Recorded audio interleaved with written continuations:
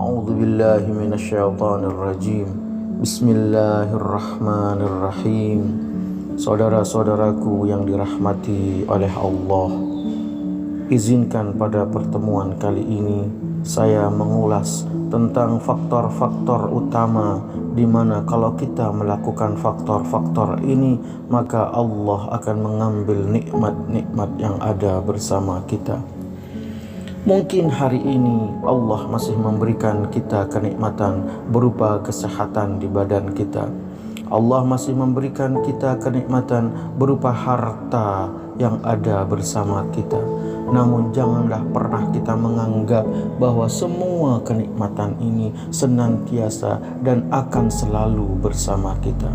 Ada kalanya suatu saat jika kita melakukan hal-hal yang dilarang oleh Allah, maka semua kenikmatan ini Allah akan ambil dari kita.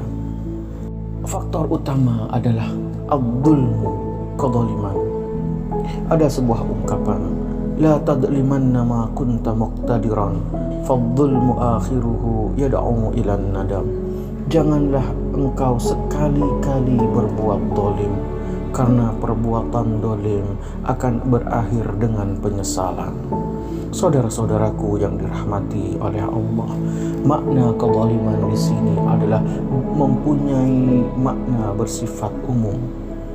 Seorang suami menzalimi istri, seorang istri menzalimi suami, seorang ayah menzalimi, menganiaya putra-putranya. Semua ini adalah bentuk dari sebuah kezaliman. Dan jika kita melakukan hal seperti ini, maka jangan salahkan jika Allah mengambil nikmat-nikmat itu dari kita. Al-dzulmu yuzilun ni'am. Berbuat aniaya, kezaliman akan menghilangkan sebuah kenikmatan yang ada bersama kita. Oleh karena itu, saudara-saudaraku yang dirahmati oleh Allah, jauhilah sifat aniaya ini, jauhilah sifat kezaliman ini, agar Allah senantiasa memberikan kita nikmat-nikmat, sehingga kita menjadi orang-orang yang bersyukur atas nikmat-nikmat tersebut. Yang kedua adalah az-dzambu, berbuat dosa. Allah memberikan kita jutaan nikmat. Allah memberikan kita mata yang mampu bisa melihat. Allah memberikan kita pendengaran. Namun jika kita melakukan, tidak menjalankan, tidak menggunakan nikmat ini yang Allah berikan, mata yang seharusnya kita gunakan untuk melihat hal-hal yang diperintahkan oleh Allah, namun mata ini kita gunakan untuk melihat hal-hal yang dilarang oleh Allah, maka jangan salahkan suatu ketika Allah akan mengambil nikmat itu dari kita. Kaki ini yang seharusnya kita melangkah untuk menuju ke tempat-tempat yang diperintahkan oleh Allah, justru kita jadikan kaki ini melangkah ke tempat-tempat di mana Allah melarang untuk kita kunjungi. Telinga ini yang seharusnya kita gunakan untuk mendengar ayat-ayat suci, lantunan ayat suci Allah, namun kita gunakan telinga ini untuk mendengarkan sesuatu hal yang dilarang oleh Allah Subhanahu wa ta'ala. Semua kenikmatan yang Allah berikan kepada diri kita, jangan pernah menganggap bahwa semua ini akan senantiasa bersama kita. Idza ra'aita Allah yutabi bikan ni'am wa anta ta'si fahdharhu, sabda Rasulullah. Jika Allah memberikan engkau berbagai kenikmatan, namun pada saat itu juga engkau bermaksiat kepadanya, maka berhati-hatilah.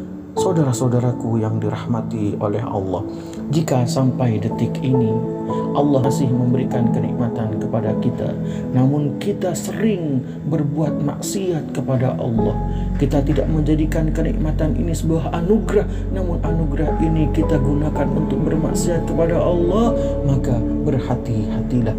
Tidak akan lama lagi kenikmatan-kenikmatan itu akan Allah ambil dari kita. Faktor yang ketiga adalah kufranun ni'am, mengingkari nikmat-nikmat Allah. Jika kita mengingkari nikmat-nikmat Allah yang Allah berikan kepada kita, maka Allah akan mengambil nikmat tersebut. Contoh yang bisa kita ambil pelajaran adalah ketika suami istri, suami berkata kepada istrinya, "Aku selama ini berumah tangga bersamamu tidak pernah merasakan kebahagiaan."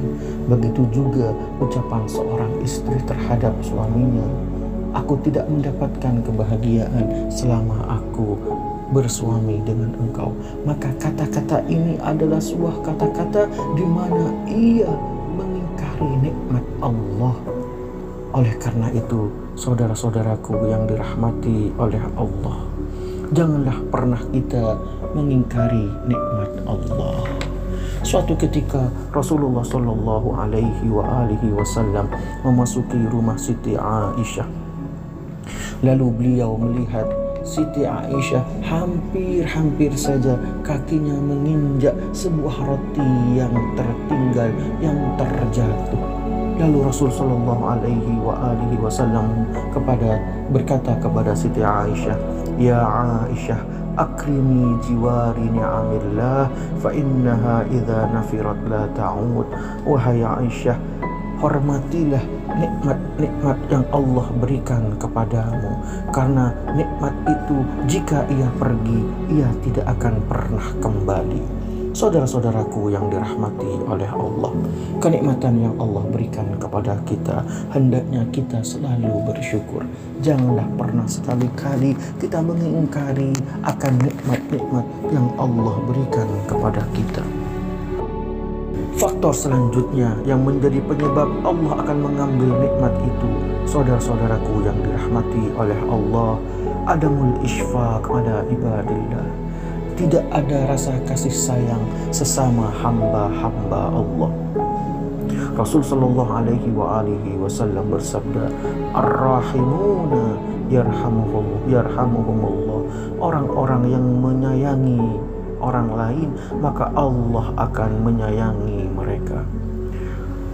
Amirul Mukminin Ali bin Abi Thalib, beliau berkata, Allah fil fuqara asyrikuhum fi ma'ayishihim. Hati-hati kalian kepada orang fakir miskin, bantulah mereka di dalam kehidupan mereka.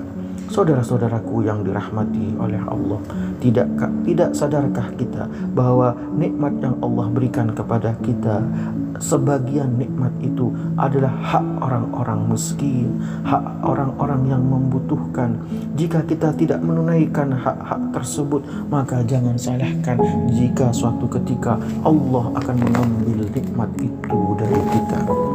Adapun faktor terakhir di mana dengan faktor ini Allah akan mengambil nikmat itu adalah kita tidak pernah berdoa kepada Allah. Ad-du'a silahul mu'min. Doa adalah senjata utama bagi seorang mukmin. Bisa saja ketika Allah ingin mengambil nikmat itu, namun kita berdoa kepada Allah, "Ya Allah, jangan kau ambil nikmat-nikmat itu," maka Allah tidak akan mengambil nikmat itu dari kita. Allah berfirman di dalam Al-Quran, "Ud'uni astajib lakum." Mintalah engkau kepadaku, niscaya aku akan ijabahi permohonanmu. Innal ladzina yastakbiruna an ibadati sayadkhuluna jahannama dakhirin. Mereka yang sombong di antara hamba-hambaku adalah mereka yang tidak mau berdoa kepadaku. Saudara-saudaraku yang dirahmati oleh Allah, insya Allah suatu ketika pada pertemuan berikutnya saya akan membahas lebih lanjut tentang doa-doa ini. Mungkin ini yang bisa kami sampaikan.